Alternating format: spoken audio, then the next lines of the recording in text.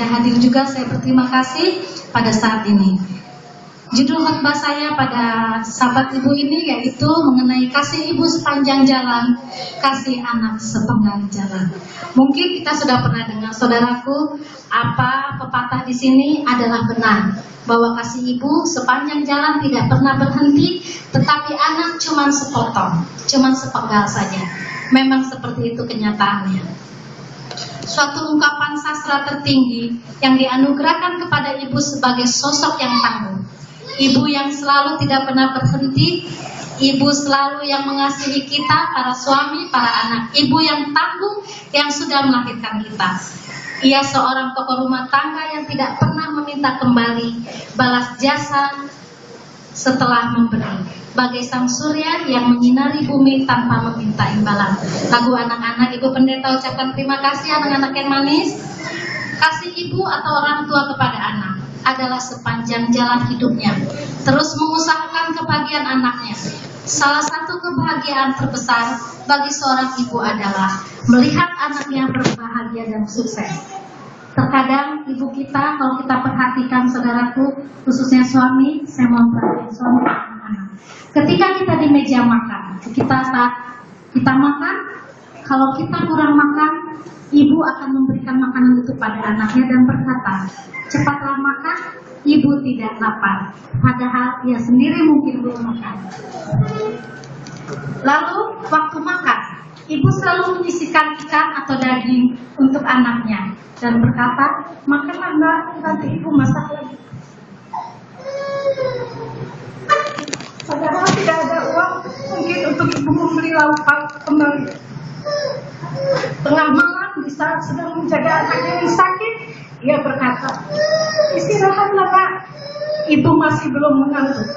Padahal ia sudah lelah 1 hari penuh bekerja dalam rumah tangga. Saat anak sudah tamat sekolah, bekerja, hendak mengirimkan uang pada sang ibu, ibu berkata, simpanlah untuk keperluanmu nak, ibu masih punya uang. Mungkin ibu sudah tidak punya uang, tetapi itulah pengorbanan seorang ibu.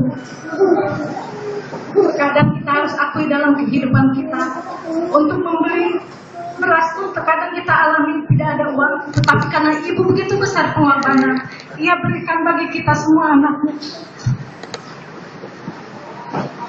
Saat menjelang tua, ibu sakit keras, anaknya menangis, tapi ibu masih bisa tersenyum sambil berkata, jangan menangis, ibu tidak apa-apa. Padahal ibu sudah tidak bisa berbuat apa-apa lagi. Saudaraku, itulah kasih ibu sepanjang jalan hidup bagi anaknya. Namun, hampir kebanyakan anak-anak kasih kepada ibunya atau orang tuanya hanya sepenggal jalan atau hanya setengah hati.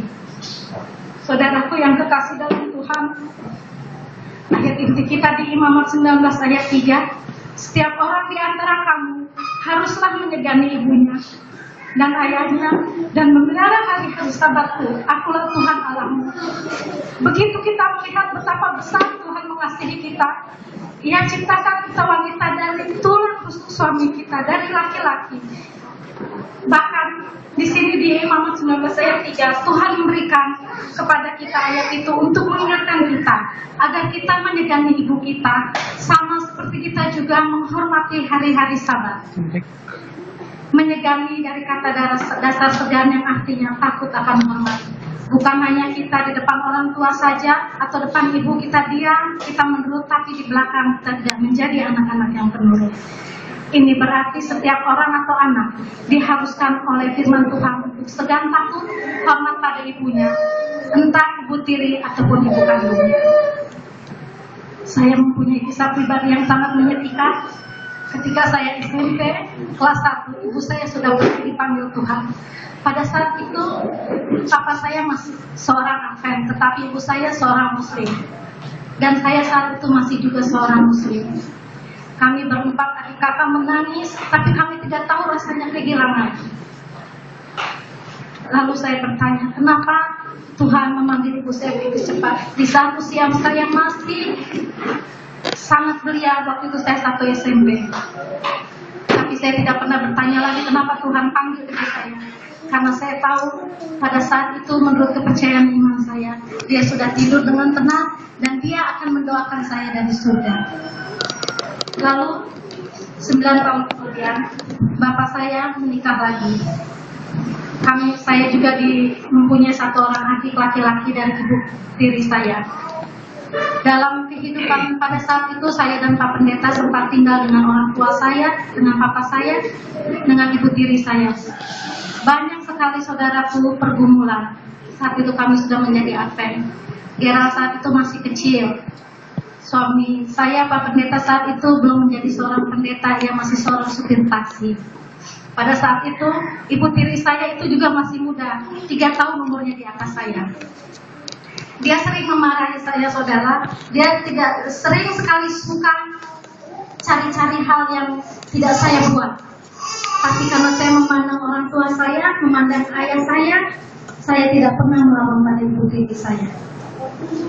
Bahkan 1 kali Pak Pendeta pulang supir taksi, ibu tiri saya melemparkan sepatu Gerald keluar dengan secara tidak langsung menyuruh kami keluar dari rumah itu. Tapi saya pun tidak pernah melawan sama dia. Saya diam, saya menangis. Akhirnya singkat cerita, saya dan Pak Pendeta Gerald keluar dari rumah itu. Tapi puji Tuhan, karena saya begitu menyayangi papa saya, ketika papa saya pun dipanggil meninggal oleh Tuhan, saya juga bersedih. Saya sudah tidak punya siapa-siapa lagi.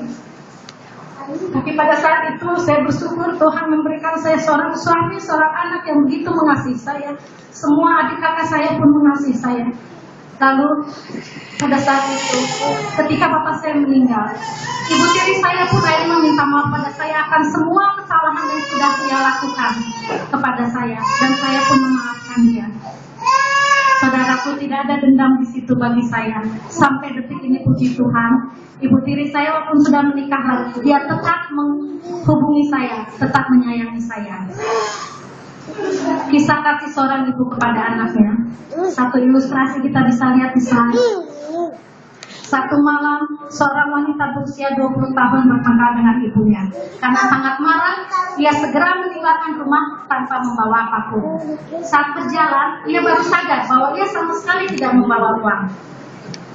Saat menyusuri sebuah jalan, ia melewati sebuah kedai mie dan ia mencium aroma masakannya. Terasa lapar perutnya.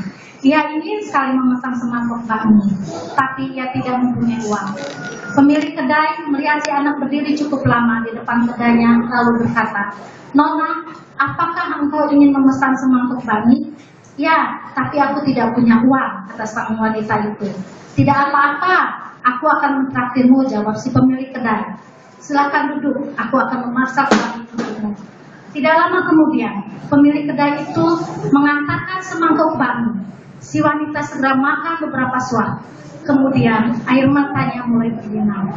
"Ada apa, Nona?" tanya si pemilik kedai. "Tidak apa-apa, aku hanya terharu," jawab wanita itu sambil mengeringkan air matanya. "Bahkan seorang yang baru ku kenal memberi aku semangkuk mie, tetapi ibuku sendiri setelah bertengkar denganku mengusirku dari rumah dan mengatakan kepadaku agar jangan kembali lagi. Tetapi Anda, seorang yang baru aku kenal, memberi aku semangkuk mie." Setelah mendengar perkataannya, pemilik kedai menarik nafas. Lalu ia berkata, "Nona, mengapa engkau berpikir seperti itu? Renungkanlah hari ini. Aku hanya memberimu semangkuk mie, dan kau begitu terharu. Ibumu telah memasak